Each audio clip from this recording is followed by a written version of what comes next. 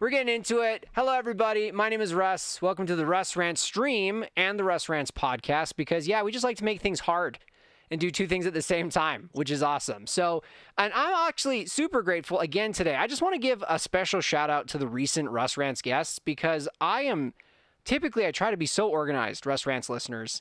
And I haven't been. Life has been chaotic. I look like I have a dumpster behind me. This is just 1/3 of my basement because I'm renovating my basement. So yes, life is really crazy. And these guests, I just asked them like 4 or 5 days in advance. They're like, yeah, man, well, hop on. Well, my guest today, I'm so pleased because if anything, it's an excuse to get to talk to a friend of mine. We've known each other for over a decade, just so you know. And it's been a crazy journey, but I actually haven't had an excuse to talk with him for many, many years. Our guest today is Atlee Simon. Atlee, before we get into it, just for some background for people that don't know, besides being a stand-up guy, and we're going to get into kind of what his journey's looking like right now, Atlee also holds numerous records, which I'm sure he's tired of talking about at the U of R for the U of R Rams in touchdowns. He shares top 5 records in rushing yards in a game. The boy was a baller. The boy is a baller. He's a great baller. Also was drafted in the CFL by the Stampeders. Had a bit of a journey there. Also got picked up by the Rough Riders. But we'll get into that too. And now he's transitioning, kicking ass as a teacher. And we've got a lot of other fun things to talk about. So thank you so much to my guest, Atlee, for being on the show. I appreciate you, my guy. Hey, I appreciate you having me. No, this is fun, man. No, I'm glad. And you've been so accommodating. So again, we're all about on the Russ Rantz platform here, Atlee, just saying we want to give you a platform to tell your story, for people to get to know you, and even get some encouragement or insight from your journey. So just pretending that we're in a room and a bunch of people are hanging out, wanting to get to know you for the first time. Who are you? What is your background? Obviously, the sports was or is a big part of your life. You're even talking about how we had to reschedule the podcast episode because were you coaching and it was a tournament? Oh, coaching. All right. So we're going to get into it. So if you're willing, what is your quick high bio to any casual listener out there about who Atlee Simon is? Well, I'm a prairie boy through and through, born and raised in Saskatchewan, most of my life in Regina. Grew up with 2 loving parents, 2 siblings, one an older sister and a younger brother. Went to a school from K to 12, same school for my whole career, or high school, school and career, I guess you could say. We'll call that a career, you betcha. Long time. And now I'm back teaching at that school, so you can call me a lifer there. Sports, like you mentioned before, sports has been my life for forever. Football, basketball, soccer, track. You kind of go down the list. That was just my life. My dad was a huge part of that. He grew up playing sports. He's from small towns, Saskatchewan, Collegiate, Saskatchewan. Grew up in a town of 500 people, and all you do in a small town like that is play sports. So he played football at the U of S, and then I just kind of followed right behind him and kind of copied that same journey. That's crazy. And it's really awesome to hear that sports in a good way. It sounds, at least from your tone, that sports was a healthy thing in your household. Absolutely. Was there ever a danger though, Atlee? Because you hear a lot today, especially about parents that go all in, but not our kids just love to be busy. Our kids just love to be in competition. You hear about the ones that are almost manufacturing that pro career. Was that your upbringing, or was it drastically different, or kind of half and half? A little bit of everything. My dad's a passionate person. He's passionate about everything he does. And he pushed me to get the best out of me. And of course, as you continue to grow and get older, right, you become your own man and you butt heads here and there. But I know for a fact that my parents did everything out of them just loving me and wanting the best out of me. And most importantly, trying to tap into my full potential, right? And as kids, sometimes you can get complacent, and you sometimes need those people to kind of, slap you over the head and say, "Hey, smarten up. You're better than this, and hey, you need to do this if you want to get there." And a lot of people have goals, and a lot of people aren't willing to put the work in to make those dreams a reality. So, my dad, and I'm sure this is a story that a lot of high level athletes go through, right? your dream becomes your parents' dreams, Yep. and Yep. in turn, you gotta find that healthy balance between the two. And I mean, it wasn't perfect, but I have no regrets through that. Okay, and I think that's interesting to touch on because just to make sure, like I don't know, I'm processing it on the fly, but I've seen like some casual athletes and it's been really fun, and like clearly they're in this for the Bush League. They're in this just like to have fun, but there is like a Yeah. different switch though when you're like, yeah, like my guy's playing basketball, but my guy's also practicing like 7 days a week on his free throw. And he's working Mhm. on his form, right? So I think that's a really good thing to distinguish for your family. And obviously your two other siblings are ballers as well. Your Yeah. sister, if I'm not mistaken, very prestigious in the track sector. Yeah. Obviously multiple. I don't want to like pigeonhole her, but that's what I recall. No, that was the thing. Yeah, yeah. She ran Div 1 track in North Dakota State. So All right, all yeah, right. And pretty high really, level. and I don't know him very well, but I hear your younger brother is a baller. No, he's a stud for sure. Yeah, yeah, he's a stud. Something I Yeah, always he's love. out at You're such a cheerleader, yeah. man. Hey, yeah, no, he just little shout out. He just got made the all rookie team for U Sport as a first year player. So out at the University of Alberta. So yeah, Let's he's killing it out there. go. That's Hmm. awesome, man. That's awesome. Okay, so with your upbringing and stuff like that, were there obviously like was there a sense or a point? Because I remember when I started to meet you, I was watching high school basketball. Okay, Yeah. and I started to hear some murmurings of people's eyes were on Atlee.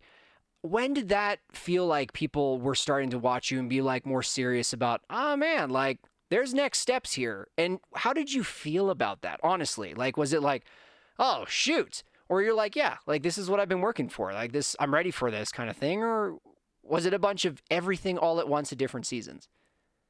I think it was a bit of a process. I didn't start playing basketball until I was in seventh grade, seriously, but really seriously at all.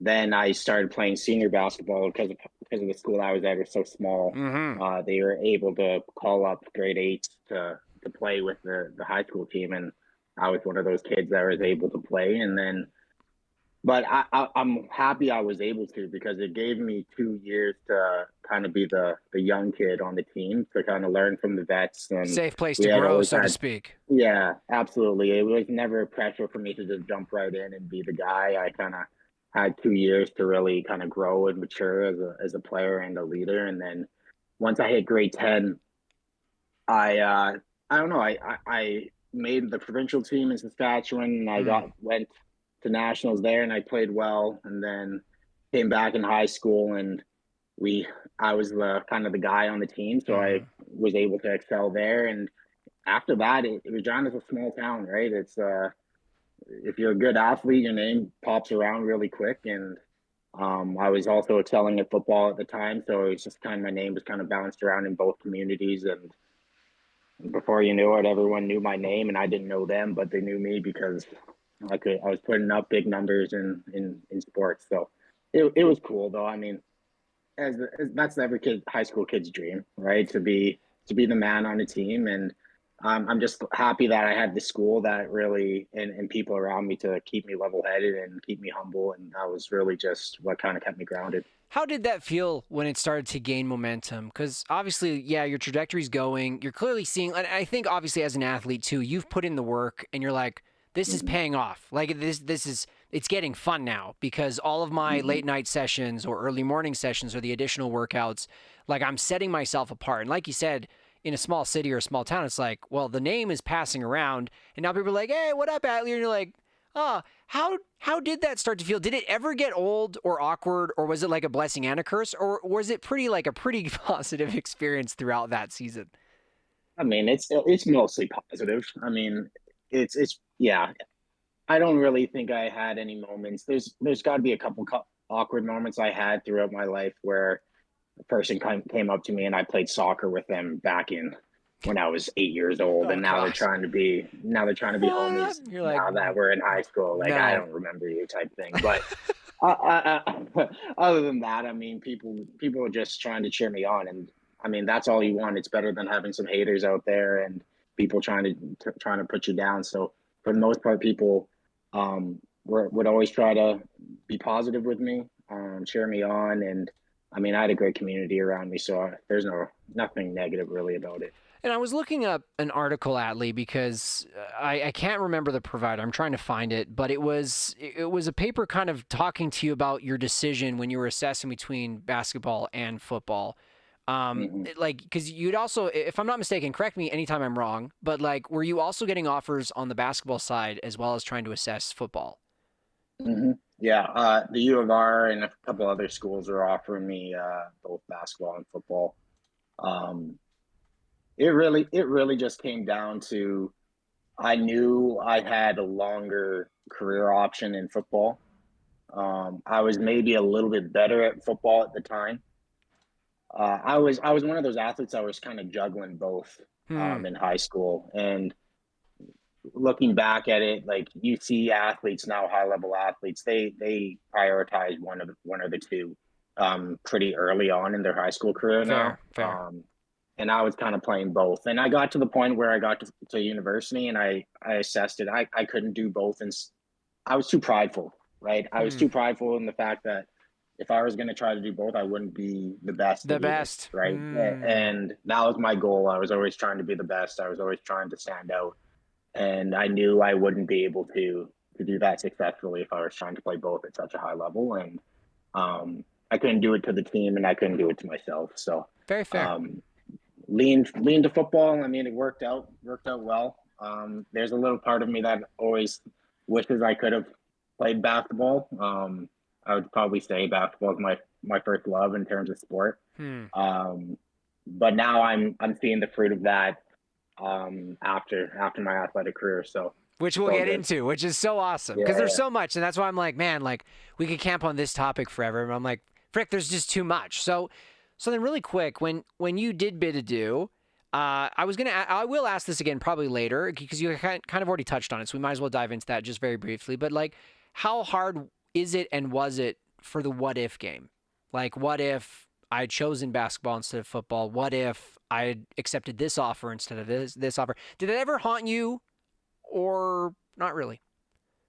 Uh, I mean, no. Once I got into it, my head was just fully focused on Okay. one thing, and that basketball is one of those nice things where you can continue playing ball wherever, right? There's leagues, there's men's leagues, there's Hard to pick up a intramurals at football game. university, right? Like you can't just pick up a tackle football game, right? So the football shelf life is really short, Hmm. and you give it everything you can to that game for however long it has you, and um, that was kind of my focus, right? And football is one of those sports you train for 8 months to play a 4 month season, right? So there's a lot of preparation that goes into it, and you gotta kind of give your all in that state. So there was not really a lot of time. I was happy with my decision to stay home, which was probably the biggest decision, right? That was probably the toughest one of whether I wanted to move away or I Hmm. wanted to stay home. And there's a few things, maybe we can get into that later, but there's a few things that kind of drew me to stay home. And I Yeah. never regretted that for a second. And then, I mean, I always had a basketball in my hand if I could. So it was never really a regret that way. No, that's awesome. And that's a very strong answer. And yes, you're right. We will get into that because I think that there's a lot of people out there. We have a very broad audience on the Russ Rantz podcast, as well as other people that Mm-hmm. I hope will find your story. And so, like, just even touching on like the what if and the regrets and the transitioning, we'll get into that in a bit here. But when you're in the U of R, so you selected U of R, I would like to Yeah. think that it was mostly the hometown feel, but was there, I later learned that it wasn't just home. Like on my perspective, I'm a football fan. You're a football fan. Yeah. Yeah. Uh, Yeah. I read about Akeem Hicks being a U of R Ram and now crushing it in the Yeah. NFL. And you're like, oh, frick, the Mm-hmm. Rams are like legit. You know what I mean? Like Yeah. really quick, this wasn't meant to be a main question, but was that a big decision or was it just like, this is the U of R, they've got a solid football program and it's home? Like literally. I mean, yeah, like the Rams have a really storied history. I mean, they played in the junior football league for a long time before they got a partnership with the U of R to move Hmm, to U Sport to the U interesting. Sport level, and they won a bunch of national championships during their junior career or stint, I should say. And then, I mean, I kind of just looked. There was a senior running back just graduating, so and I was moving in, so there was Strategic. opportunity to play, right? Opportunity to play. That's always a huge thing, and I was familiar with a lot of the young guys that were just signing, so Okay. I knew I was comfortable that way. And um, but yeah, I mean, you're always looking to play on the most competitive team, and the guys that they were signing, I felt like we had a chance to be competitive, and there was some good seasons, some bad seasons, but I mean, it's football. It's how it goes sometimes. Now, and obviously, you've got some positive words for your team, and it sounds like that was a very overall positive experience. And just so people understand, with Atlee, when he says it worked out modestly, you're the all-time leader in rushing yards. Is that still standing, or has that been no? It hasn't been surpassed, has it? Yeah, no, All right. it probably won't be Just surpassed for a if while. he's not going to humble brag about himself, I'm going to humble brag about Atlee, being like, hey guys, all-time leader in rushing yards and touchdowns for the U of R. But there's always a start to something, right? And in your chapter, was it a hard adjustment then going to that next level of sports, or was it pretty awesome, like in terms of seamless? They trusted you right away? Because I've heard stories on mine of like other athletes, coaches can be a fickle, tricky business. You got to earn the trust. If that rock drops, you're benched for a few plays. Like, take us through that, man. How was the first season? How is the next? You know?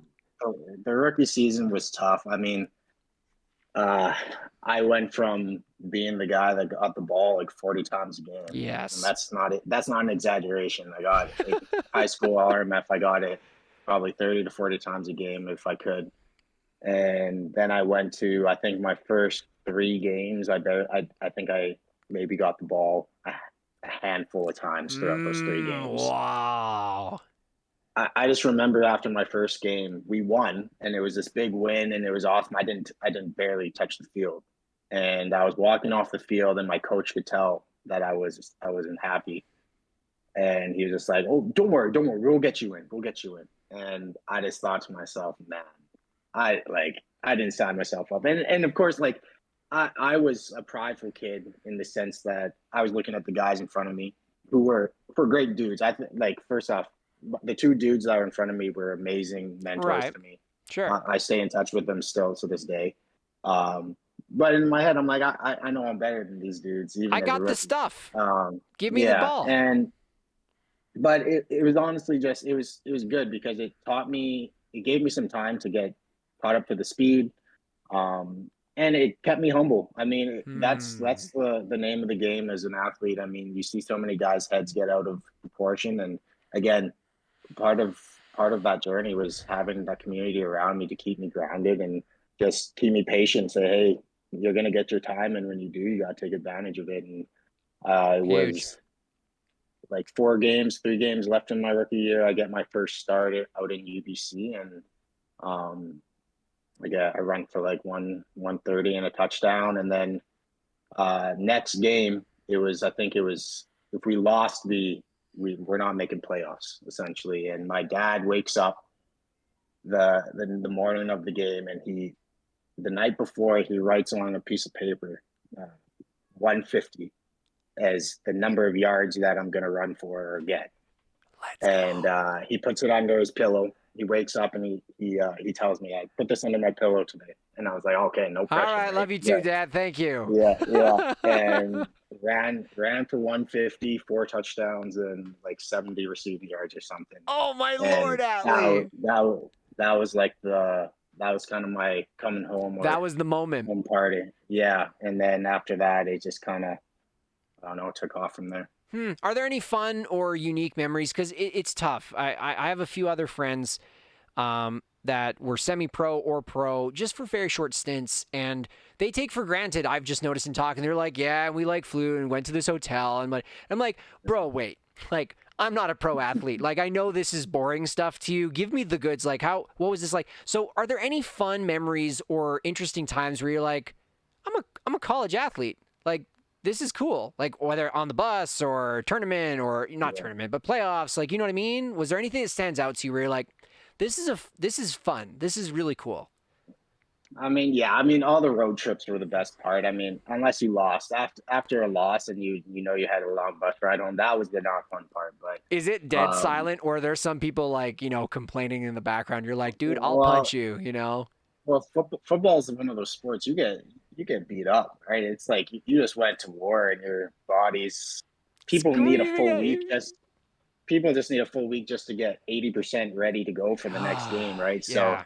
you're on a bus, you just lost a close game, and you're in a cramped in the back. You may have to share a seat. I know as a rookie, I had to share a seat with an O lineman every time on bus rides, and it's just awful. But so those are probably not the best. But I mean, the best part was the road trips. Obviously, having your roommate on the road, but I think the best part is after a win, just being in the locker room with the guys. The Rams had a little after every win at home win, we'd blast "Hips Don't Lie" by Shakira, and the boys would just go crazy in the locker room. And like, there's honestly nothing better than no better feeling than winning a football game. And I played a lot of sports. I've won a lot of things, but football, I win in football because you work so hard and you go through so much in the game that, I mean, coming out on the other end is a really cool feeling.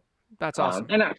And obviously just spending time with the boys, going out. I mean, you're in college, you're going to have a good time and do those types of things. And just having that brotherhood, just knowing that when you go out or you're going to somewhere, those guys have your back. And they really just become your family for 5 years or however you're there. So that's probably the highlight for sure. That's awesome. And I'm going to cheat really quick too, and I'm going to glean from you any wisdom. If a college athlete or someone who's aspiring to be a college athlete is listening to this, how did you balance? And you don't have to be perfect, obviously, athlete, but how do you balance the education and the sports? Obviously, again, I'm a sports junkie, and you read a lot in like NCAA, and like some students are barely hanging on. They're there for the athletics, right? And you can tell that. Yeah. And like frick, man, there was a crackdown on, I can't remember what university it was years ago, where they made like fake classes for Swahili that didn't exist because they wanted to bring the GPA up so these players could make the team. Yeah. Dead serious, right? But like obviously it's attention, because when you're an aspiring athlete, right, you get the offer, you get whether it's a full ride, part ride, you're like, I'm doing it. Mm-hmm. How do you balance that between like also picking a major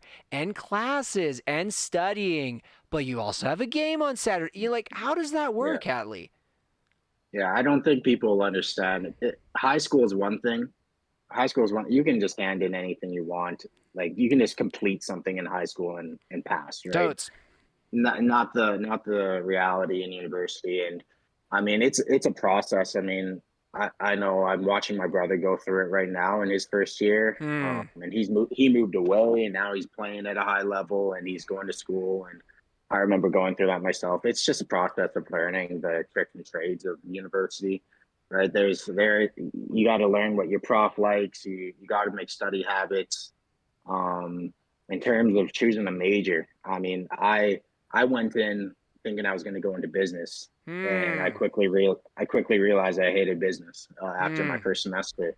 But again, the person that motivated me to go into education was Joel Wells. I was in his office, and he's like, "Hey, what about education?" He knew I like coaching and stuff like that, and I was like, well, I mean, obviously you got the example right there of what that would look like, Yeah, exactly. So he was a great inspiration for me in terms of that, and now I mean, on my third year teaching and loving it. But yeah, and I mean, as a student athlete, you gotta just make good habits, right? Make time management.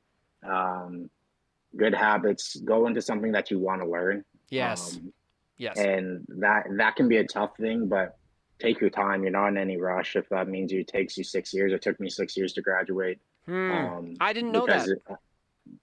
Well, I ran track in university as well. That's another thing. I ran for the Cougars, and this is I was not good by any means in terms of accolades or anything. But I ran on the team. That's where I met my wife actually as well. And so I was a dual sport athlete plus going to school. So I mean, and I got through it. And I'm not any genius by any means. I wouldn't be.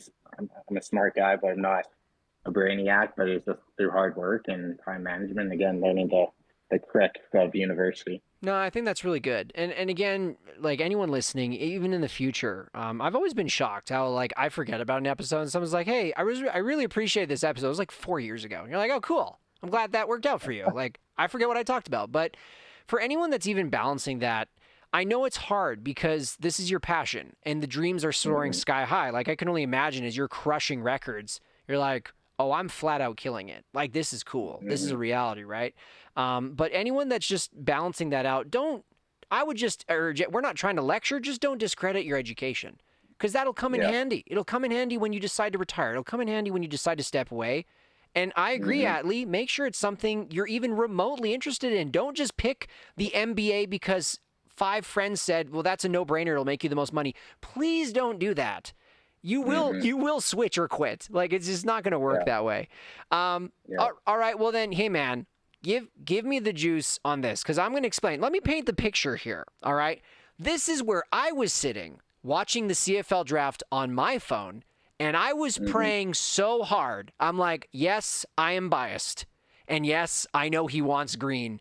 But please, if I can get him in red and white, I want Atlee Simon on my team. And frickin' lo and behold, was it May or June 2018? My phone beeps and it's like, let's go. And Dad and I probably made too loud of a noise in Tim Hortons.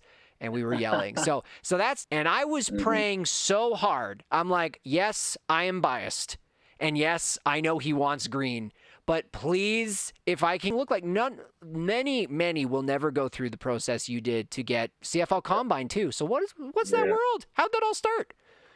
I mean, it all starts going into your draft year. I mean, once your 4th year hits, you're draft eligible. And yes, sir. Any guy that has aspirations to play at the next level, that's your biggest year. And jeez. All I remember is at the beginning of the year, my first half of the season did not go well. I was not playing well. I was probably having one of the worst statistical years of my life at that point. Oh, man. O-line was young. Just that's fair. Wasn't going great. And eventually my dad, again, he always pops up in the story somehow. I love your father, by the way. I've met him a few times. Yeah, absolutely. After we just played Manitoba and we lost, and I fumbled on the 1 yard line or something. Oh, that's hard, man. Didn't play well, and I was blaming everyone else except myself. And there's this one time, that time he slapped over the head. He just sat me down and said, "You're playing like trash." He straight up just told me I was playing bad. Wow. And he was always very biased with how he talked to me. He would always try to build me up and be like, okay, well, like, what can you do? He straight up just came out black and white, like, you're not playing good. And that moment was the moment it kind of switched for me. And I went on to the last 4 games. I think I ran for over 800 yards. And got my name kind of back in the conversation because in my head I'm like, man, I'm not even going to get invited to the combine. Jeez. With the way I'm playing. So there was just a lot of stress in that year and just the season in general. And then, I mean, you're waiting for the call to get invited to the combine. You get the call, which is awesome. But then the whole training process, I remember in that semester, I was running track because I used that as some training, obviously for speed and whatnot. Yeah, of course. But you're on a team, right? So you got practice every day. You're taking 4 classes, and I'm a math major so I'm taking these engineering level math classes. No, sir. Congrats. No.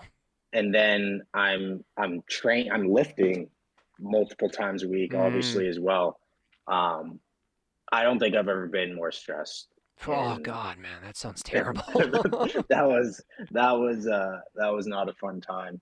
But then you get to the combine, you go through that, which is just like just a blur of a weekend because you're just jumping from one thing to the next and you're worrying about doing well. And then you have these team interviews and leading up to the combine, you're getting phone calls from all these different teams interviewing you over the phone. Then you get there and it's a wild ride. But so that was nerve wracking, and the combine went well. I mean, it went as well as I probably could have. Felt good about it. And then on draft day, I mean, you have really no idea. You really have no idea. I was actually in Guelph, Ontario. I went out to this thing called National Training Camp, Hmm. which is an event held by Athletes in Action, which is a Christian organization on that goes on every campus around Canada and Cool. in the U.S. Cool. But they have campussing programs for teams and everything, and that was a huge part of my life throughout my university career. And I actually went to this thing as an internship. I went knowing that the draft was going to be there, but I think God was really had his hand in it because he's the one that kind of told me I needed to be there and not at home. Because I mean, not many kids are choosing to be away from their family in that moment, but No. I just thought it would be I needed to be in that environment, and I don't know, it was just something that I felt I needed to be at. And I was in my dorm room, and I think I didn't get drafted till the 5th or 6th round. Yeah. Yep. So I'm I'm sitting there thinking, man, I should go and all these mock drafts are coming out online, right? So your name is, oh, he's going in the 2nd round, 3rd round, oh, 1st round, like, right? So you have no idea. How does that feel? Really quick, pause there. Like, how does that feel to be talked about, but also to have all these random expectations? Like, how are you balancing that, man? You try to ignore it as much as possible, but yeah, I mean, I had a good agent as well who kind of kept me level-headed, and he was pretty real with me, like telling me, hey, you're probably going to go around this area. These are the teams that I would keep my eye out for, and yada yada. And the thing is, I was in my dorm room and on my phone by myself and just freaking out because it's getting late into the draft. I see all my boys that I played against, and I'm like, I'm better than you. I'm better, bet. like, You right? bet. And you're getting drafted. And then the funny thing is, the teams that you thought were going to pick you are picking guys in similar positions, right? I was kind of in the draft for either receiver or running back, and all these teams that I had really good interviews with, that team they really liked me, were taking other dudes. And the one team, I was interviewed by every single team except Calgary. Calgary didn't even talk to me. I didn't get a phone call from them. So in my head, they weren't even interested in me. A non-starter. Yeah. Gosh. So I'm thinking, and all of a sudden I get a phone call with the area code for Calgary, and it was Mark Mueller. It was Mark Mueller on the other end telling me I'm drafted. So that was, and then like all the other people that were at the camp with me were on their phones waiting for my name to pop up because everyone knew I was expecting to get drafted. Of course. So they run into my room and celebrate. So it was a really, really cool moment. That's stressful, man. That's so stressful. Yeah. It was a scary moment, but glad it worked out. Jeez. And it's actually really funny that you talk about like the interview process and stuff, because as we're starting to ramp up on the podcast, I'm asking you questions. I'm like, this man has the athlete interview format down. The cadence is there, very team oriented. The boys, you got good times. And then I'm like, I get it, man. You got the demeanor. It's great. The good news is you've warmed up now. Like, he's got it. But I'm just like, my boy is practiced. This is not his first interview. Hey. This is fantastic. He's good. No, it isn't. I'm seeing a few photos online of like you in your like Riders jersey, even like in front of people talking. And I'm like, yeah, I got to remember. This is great. So you get drafted by Calgary. Right. And it's funny, like I tried to be careful because obviously I'm in Calgary and I'm just like, hey, man, I know literally the world is probably spinning right now. You're going to come. However, if you ever need anything, I don't know what that means. Let me know. But obviously, like we're praying for you, making sure you're doing OK. But like, what does that look like? Because it wasn't that like I didn't have high expectations, not in a bad way. We know how football works. It's like you're doing special teams. Or you're going to be practice squad, like who knows, right? So what did that look like when you go to training camp and you're getting on your jersey and you're just like, holy hell, I am the lowest on the totem pole. What am I doing? Man, that was my experience with the Stamps was probably the lowest experience I've ever had in sport. Interesting. And that was, and it was my own doing in the sense of like it's another level, right? It's pro sport. These dudes are, some guys have been playing in the league for decades, right? And I'm coming in as a Canadian first off, right? So Yes. you're already on the bottom of the totem pole as a Canadian coming in. You have very limited spots you're competing for on a roster Yes. as a Canadian. And my position as running back isn't exactly a hotbed for Canadian talent, right? There's not a lot of Canadian running backs in the league. So I'm coming in, and it was unfortunate because I'm coming into Calgary, and I was pumped they drafted me because they're generally one of the teams that ran a Canadian running back, right? They Yes, had they did. Jordan Messam and Cornish. Cornish back in the day, Mm-hmm. right? So I'm thinking, hey, man, if I can maybe get a little backup spot, right, I've got a and niche. crack the roster, right? Like they like Canadian running backs, so I'm thinking, oh, perfect. Right, right when I get drafted, a couple of weeks later, they find out Jerome Messam gets cut, and he was doing some dumb whatever, Right. I and remember gets this. cut from the team, right? And he gets cut, and now I hear that they're signing these American backs to fill that role, and I'm like, Frick. yeah, that sucks, right? Because now I'm competing against Americans, and it's even if you feel like, and the Americans that are coming in are ex NFL dudes, right? They're coming Mm-hmm. from the league. They're They're not bouncing coming as down, not rookies. coming Yeah, up. Yeah, that's true. right. So that there's already that, and they're bringing in 5 of them because now they're saying we're going We're American at going that position. committee. Yeah, yeah.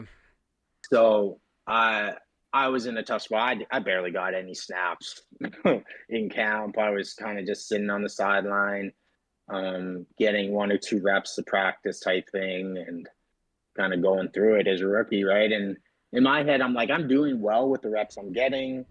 I'm thinking maybe I can crack the PR, right? And I can play receiver as well. So I was trying to show that I could do that Got and, hands. do whatever, right? And that first camp, at the end of it, I get sent back to school, which is fine. They held my rights. So I go back for my 5th year of university, got to do another year of school. Youth sports different like that. So you can get drafted, go to camp. If you have another year of eligibility, they can release you. They suspend you, and then you can go back and play your 5th year. They hold your rights, and you just sign another contract and go back for your second camp. So that's what happened to me. I went back, played my 5th year. 5th year was a gong show. Yeah, how We does don't need that to get into feel that. being like we got to here, I'm wearing a Stamps practice jersey, Yeah. but I got to go home. Like, was it a lengthy convo or was it just like, look, Simon, we're going to send you back for a year. We just want to buy time. Like, Yeah. I mean, I kind of went in with my exit meeting kind of understanding that's probably what's going to happen. I was hoping for maybe a PR spot. But I kind of knew, I could kind of see the writing in the sand that it was like, yeah, you're going to head back for your 5th year. And I mean, as a person, like I wanted to finish school. So that was always in the cards for me. So I it was like, works. if I get sent back, that's fine. It sucked going home though, because Yeah. I was fully anticipating moving out. I You're got my jacked to thinking, launch, man. right? Yeah, like that. It sucked going home. I didn't want to be back in my parents' basement and doing that, and then going back to the Rams, and it's like it's such a drop down from the pros, like in terms of athletes and just everything, right? You're a pro athlete, now you're back to a collegiate. So that was tough. But it was okay because I knew what I had the experience, and now I knew what I needed to do to be Okay. prepared for camp, right? So go that whole process. But then going into my second camp, they in my exit interview, they tell me, all right, you need to play specials, so you need to get bigger to do such and such and such. So all off season, I'm thinking, okay, I got to get put on some size to be able to play as a Canadian, which is just really just a bannering ram, right? On special It's teams, true. right? So I'm like, Yes. whatever, I'll do what I need to do. I got the heaviest I have ever been by far, and it's 2 months out of camp. I think it was end of March, so around a couple weeks from now, essentially. And camp opens up in May, end of May, and I get a call from my running backs coach, and he says, "Hey, Atlee, how's it going? Good, good, good. I just want to let you know we're moving you to receiver for an upcoming camp."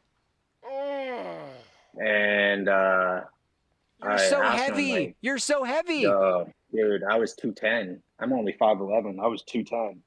I was I was the biggest I've ever been. Just for context for people, so it's two things. One, in the CFL, there's a ratio. The Canadian Football League has to protect Canadian players. So when Atlee says like Canadian running back, but then they decide to go American, it's they decide to move that Canadian ratio to a different position. I'm not trying to get nerdy on you, but just in case you're like, why are they talking like this? Play football. If you make the team, it's not the NFL. CFL has different rules. Secondly, a receiver has a different skill set than a running back. You are using your legs and your power to push through the line of scrimmage as a running back. That is why Atlee gained so much weight. When you are a receiver or a slot back, the nimbleness, unless you're Nick Lewis, that's different. But like other than Nick Lewis, you need to be lean, mean, and fast. And Atlee just got told 2 months, 2 months before camp, you're going to go from a battering ram to a finesse position. Sorry, continue, Atlee. I just wanted to spell that out for people. And it wouldn't have been an issue if I had the offseason trained for it, right? Because I came into the league understanding that I'm kind of that hybrid. That hybrid athlete, right? That can play in the backfield and play out of backfield. And that was something that I always took pride in, that to be able to catch and run routes and do that type of thing. But to get that bomb dropped on you, right, and you work so hard, was really tough. So but what can you do? I just say, okay, and then show up to camp, right? Try to lose a little weight in the 2 months and start running way more, because it's not just catching balls, it's your cardio, and you got to be sprinting and all those things. So the training's just completely different, right? Running back, short, quick spurts of energy, receivers, running a marathon throughout a game, right? So I go into camp, and I actually have a really good start to camp. I'm doing well. The other thing is, people just think football is all physical. The playbook at the next level is a Bible. Here's the binder, sir. Yeah, like it's massive. And I played running back my whole life, so running back terminology, regardless of how high of a level you go, is pretty similar, right? And you just kind of pick up odds, on things, evens. Simple things like that. So I felt pretty confident that the playbook was not an issue. Now I'm learning route combinations and calls, hurry up audibles, offense, and yada yada, right? And that's one thing. So I came into camp now having to learn a new position, not just play. I'm learning a new position, and I'm not just learning against dudes that are also learning their position. I'm playing against dudes that are professionals on defense, right? So I'm doing all this on the fly. But again, I have a good start of the camp, doing really well. Was I think second or third in the depth chart at my position, kind of both slots, and performing well. And then the day before our red and white game, which is like our inter squad game, right? I get after practice, my coach comes up to me and says, "Hey, Atlee, we're moving you to wide out today for the game tomorrow." So all camp I was playing slot. I was playing inside slot, doing well. So you're doing the waggle, and you're going to go cold start now. Yeah. So that's the other thing for people that understand. Slot backs. Please spell out what the waggle is. you get a running start before the snap of the ball, so you're full sprint by the time you get there, and everything's different. And now I got moved out to the outside. You're static. Where I have to play. I'm static on the line, and I have these guys up pressing me and jamming me, and never played on the line ever in my life. I've never played wide out.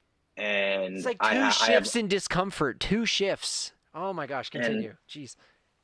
I had an evening. The practice ended at I got back to my dorm at 9, and I was up till 1:32 trying to learn this playbook, because everything's different, and all these route combinations. They just use one word. They say Florida, and you need to know what you're doing. Oh my gosh. it was completely different from the position I was learning before. So I was up learning 100 plays in a couple hours or whatever before I went to bed. Safe to say that that did not go well. I looked like an idiot half the time because I didn't know what the hell I was doing. So that was hard. That was really hard. Just felt like I wasn't given a very fair chance, and I wasn't put in a spot where I could succeed. Essentially, ended up getting cut. Got cut. First round of cuts too. How does that feel, Matt? Like, what is that like? Awful, awful. I all my stance gear, ripped it off, left it in the dorms. Don't have any of it. Got on the plane, got home, and didn't want to play football Processed. anymore. Didn't want to play. Didn't want to play. I was like, that left the worst taste in my mouth that I probably ever could have. Right? You go from playing the game that you love just for fun and hitting the level too, right? And you finally hit it, and you just get shafted. And oh my gosh! So that sucked. That sucked. But that was my rookie experience. That's what I went through. So. So what happens next? So you're there, and I know we need to move this along, but obviously this was a meet because you launch off of this afterwards. This is probably one of the most important parts, but you get picked up, or did you do something else and you just dropped it completely and then got picked up? Like, how the hell did that work out? I went back to school, so I went back and good old school. Just good old school. I was like, hey, I got to fall back onto something. So I ended up doing my internship with a Regina Christian school. Nice. And so I was there for 2 months. So I started my teaching, and 2 months into it, I get a call from my agent telling me, hey, the Riders want to pick you up. They want to pick you up on the PR. And I'm in the middle of my internship, so I can't. If I drop out, I'm halfway through too. I'm halfway through, and I'm like, I'm talking to my agent, like, well, I'm in the middle of like my education internship. Like, he was just like, well, I mean, all I'm saying is if you want to continue playing, then you better take this. This is it. Like, this is not, because I was at that point. I got cut in June. I didn't get picked up till October, so I was on crap. I was on the waiting room for a long time. But they picked me up, and I got picked up on the expansion roster too. So essentially what happens generally is at the ending of the CFL season, they expand the practice roster to allow, because guys have injuries and stuff at that time of the year. So they bring in extra people, and it's only for a 4-week span. And then usually they release those dudes. So anyways, I dropped out of my internship and started with the Riders that Monday after I got the call. And I hadn't been training like I usually. I was in the middle of work and coaching, and so I was training, but I wasn't training like I usually. And I was on my couch for, 5 months, right? So I was waiting a long time. I never thought the call was going to come, and I ended up getting it. Finished out the season. I didn't get released after the 4 weeks were up. They kept me on, and they offered me a new contract, and it couldn't have gone better. I didn't get to dress that season, but they liked me enough to keep me around for the rest of the season, and then they. And you were a rider, man. You were a rider. Yeah. That's pretty cool. That's cool, man. So what happens then? So it's you ride out that season, and you just said it. You ended, like, you backed out of the halfway point of your practicum or your internship. And what's going through your head the next year? Like, what happens next? COVID happened, man. Yes. That's what happened. And I trained. That's the other thing. I finished up the season. I actually went back and finished my practicum. I had to restart in the winter. So throughout the winter portion of the year, I went back, and then March 2020. March hit. And I was, again, halfway through my internship. and COVID hit, and they just said, "Well, you passed. Congratulations, you're a teacher." So Yeah. it actually worked out pretty good because Hey, that's the half. That's got, the other half of your yeah, internship. yeah, exactly. There it is. And I That's got my terrible. teaching degree. And then COVID hit, and I was just sitting back, waiting to hear if the season was Yeah, happening that was a or sad not. day. And Sad day. eventually got word that CFL was canceling their season. And then I had a decision to make because my alma mater, Harvest City, and a couple other schools were offering me a full-time job. Which is hard. I find more and more as I have other friends teaching, getting full-time soon, hard. Right out of university is very, very rare. Most people are sub for a long time, and they were like, here's the full-time, you got your own classroom. I didn't have to do any like itinerant role. It was just here's the classroom. Unbelievable. And I mean, the experience I had with the stance allowed me to make the decision much easier. Sure. Because I learned how cutthroat and how up in the air that profession is. There's no guarantees, right? I'm going back to camp with a maybe, with a slight maybe, right? I would have really had to earn my way onto the roster, and for not a lot of money. That's the other thing people don't realize in the CFL. I make more as a first year teacher than I did as a rider. That right? is important to note for people. Yes. Like people don't understand. You're not making bank in the CFL, right? You're making your 45 after taxes, just like a normal teacher, right? So yes. So that just made it easier. Once the season got canceled, I knew I had a decision to make. I also was planning to propose to my at the time girlfriend. I was saving up for that. What does the future look like? What do we do to balance the sport career?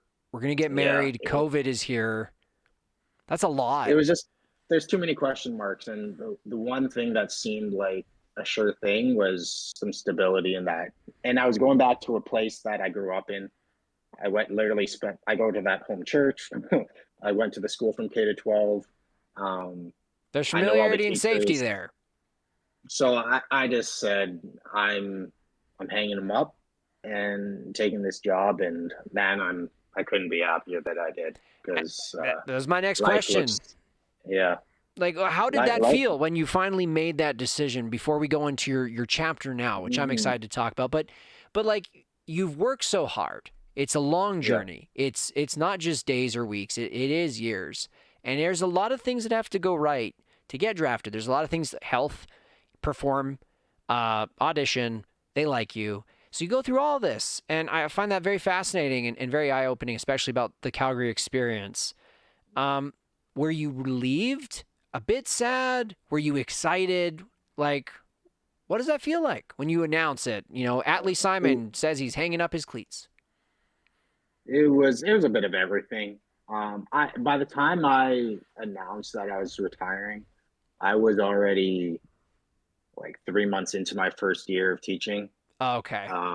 So I kind of had some time to quietly come to the process. Realization. Yeah, it was I didn't drop the bomb out of nowhere. It was halfway through, right?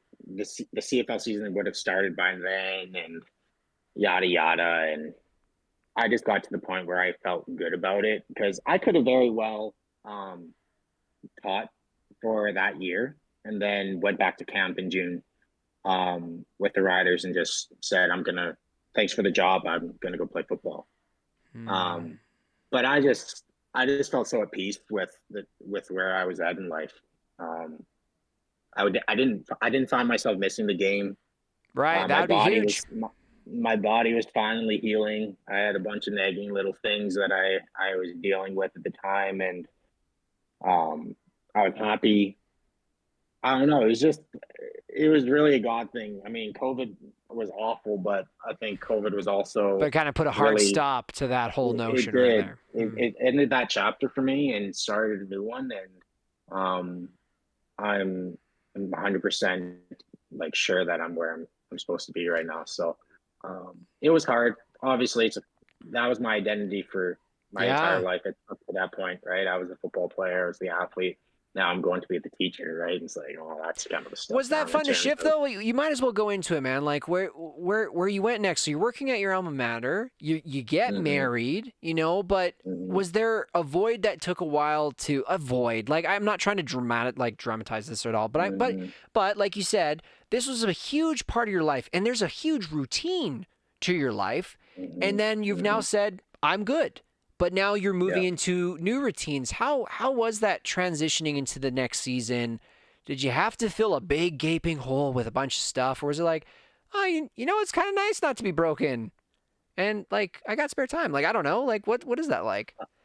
Eh, this will sound a little corny, but I mean, like the athletes in action, um, the group I was a part of, it kind of became my young adults like small group Cool. thing throughout. And athletes in action's main thing is talking about your identity, finding your identity in Christ, not in your sport. That's Wow. like the number one thing they preach throughout, and that the reason I was able to make that decision is because I didn't see my identity as an athlete anymore. You felt It was secure just who you were. I just knew I wasn't athlete the athlete the football player anymore. I was like I could see myself moving on to different things. Wow. Um, Wow.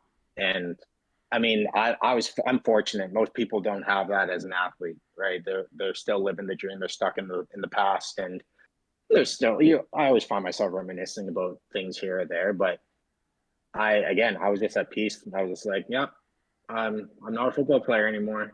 Hmm. Um, I'm good with it. I was passionate and excited for some other things and moving forward, and I just went with it. So, Hmm. um, All right. yeah, it's a little bit different than maybe a different answer than you thought I would say, but I'm that's happy that's to just hear where that. I was at. No, I Yeah. genuinely mean that. Like, and again, the reason why I ask that is because we all struggle with identity regardless. Like, I don't care if you're not a Hmm. sports fan. Um, even for me, I wanted to be a social worker. I thought about being a Hmm. teacher. I also wanted to be a pastor. For those that didn't know, I'm a pastor's kid, and like that's ingrained in you. And then you go through Hmm. life, you go through bumps and bruises or epiphanies, and you're like, oh, Hmm. I don't want to do this or I can't do this. And that's Yeah. really hard if like your Yeah. identity is in that. So I'm happy for you on my end to be like, oh, snap. Like you had a safe, secure place to build yourself up where you're like, this was a great season, a chapter, as a lot of people Hmm. would say. And we've moved on. Hmm. So what are you doing now? And this is one of my final questions. Like, what are you doing now that's you're passionate about, that you're inspired by? But what's making it fun for you right now, Atlee? What are you loving? I mean, I'm in a new chapter. I got married in July this past summer, so I'm figuring out the married life. Got the That's ring always club, yeah. yeah. Throw it up. Uh, it's been that. So that's just obviously you would know this the process of growing and maturing Yes, and sir. dropping the pride and just learning whole new life. It just is right. It's just dying to self over and over and over again. So Oh, man. that's just been a process for me. And then I'm coaching. I'm teaching and coaching. So I'm Hmm. coaching basketball. So I've been this is my second year, I guess, coaching the senior boys at Harbour City. Last year we had a pretty special run. I had a little run with my brother and his grade 12 year. Um, What's that like, really we quick? Coaching your mm, younger brother and coaching first year and figuring out coaching, period, seniors. Yeah, Yeah. I mean, I was coaching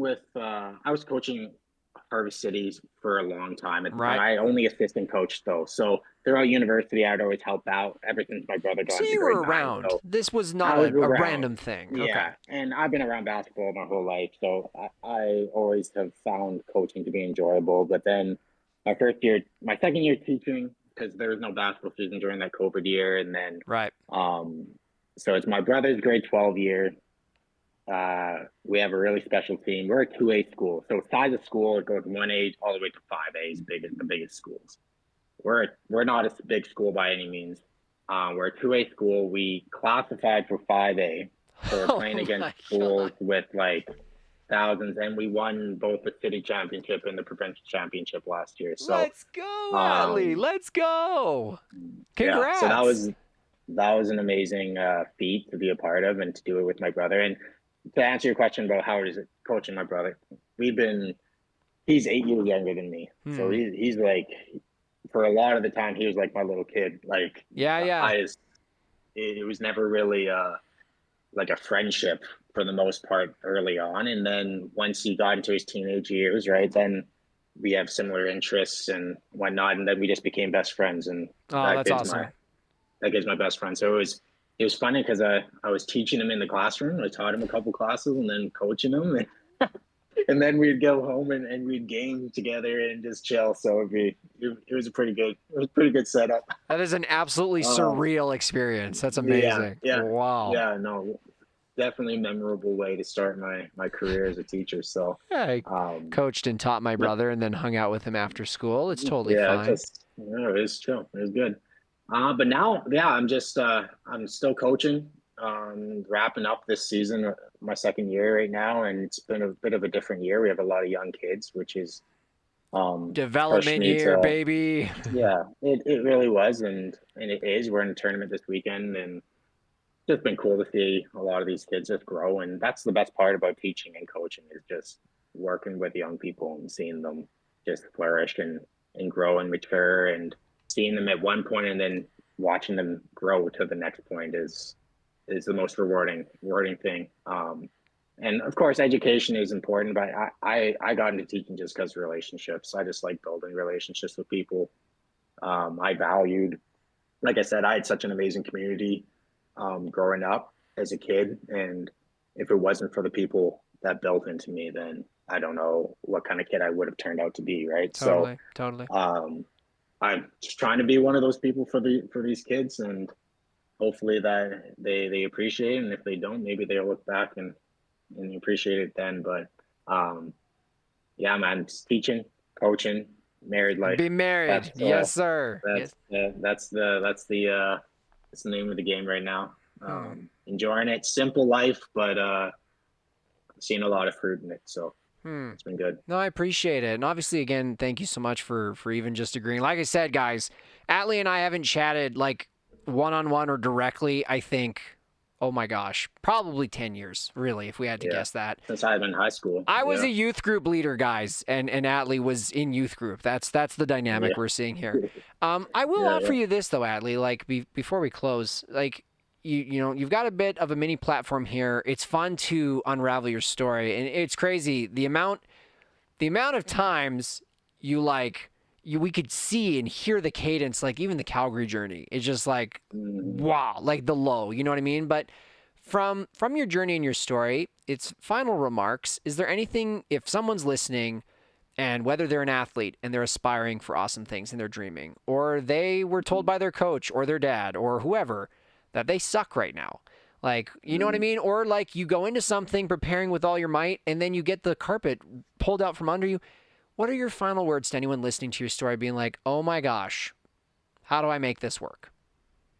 I mean, biggest thing is for me, stay humble. Your your pride is your worst enemy in a lot of situations, right? Hmm. Stay humble, stay hungry, and keep the most important thing, and that was my relationship with God was that through the process. And I know a lot of people may not believe in that type of thing or not, but that was That was your anchor. my anchor throughout my whole career and my life. So, and I had people reminding me of that along the way, right? When I had that crappy first 4 games in my fourth year, right? I had my chaplain sitting me down and saying, "Okay, where's your identity? Who are you thinking Wow. you are?" Right? And then I had Wow. my dad sitting down, like, "Who do you think you are that you're above the team? You're playing bad, right?" Like I had people setting me straight and reminding me of who I actually am. I wasn't Atlee the football player, right? I wasn't the stud on campus, right? I was a child of God at the base of it, right? And I knew I had to do some growing up, right? And Jeez. You take care of that aspect of things. The on court, on field things will take care of itself as long as you put in the work. Character. That's all. I That's love all it. I got. I love it, man. Yeah. And 2 final shout outs. What's your wife's sneaker business? And for people who want to learn more about that venture, what's going on there? Yeah. So my wife's extremely talented. Extremely talented artist. She made the news, guys, so just calm down, okay? She's blowing up right now. For good reason. She has a custom shoe business. She paints shoes called Kicks by Cass. Check them out on Instagram. Hey, go get yourself a couple Kicks by Cass. They're pretty cool. It's very cool, very cool. And then Athletes in Action, for those that want to learn more, where can you find them? What's their website if you know it off by athletesinaction.ca or? Yeah, I would just Google it. Athletes in Action, guys. Athletes in Action. I mean, if you're an athlete on campus around Canada, they'll be around. You can get connected with them. Again, changed my life. Was the only reason I got through university and the same person. So owe a lot to them. And I'm sure a lot of people have heard. I mean, they go around to every team at the beginning of the years offering invites. So go to the first meeting, guys, and you won't regret it. Frick's sakes, man. Atlee, you're an absolute gem. Just want to say thank you again on behalf of the Russ Rantz Podcast, the Russ Rantz community. Even for me, I'm Russ, the real Russ. No, I just want to say thank you, man. Like, out of the blue, guys, I just messaged Atlee, and I was like, hey, man, I thought of you. You want to be on the podcast? Yeah, sure. It's just like, hi to you too, you know? So, hey, it's been awesome. I had a lot of fun. I've always wanted to be on a podcast. This is the first, guys. This is his first time. This is his first time, and the guy's just now again not first interview, but first podcast, and you friggin' aced it, man. You friggin' aced it. So go check him out. Atlee Simon, really, just on Instagram. He's shouting out his brother. Yeah. I see Isaac there a few times for sure, and stuff like that. Kicks by Cass, obviously, but Atlee, you're awesome. Thank you for being on this episode. Appreciate you. Look forward to having it on YouTube and the other podcast platforms within the next week here. I'll let you know. All right. Absolutely. But GG's, everyone. Have a great night. Tip your waitresses, and we'll talk to you in the next episode. Bye-bye.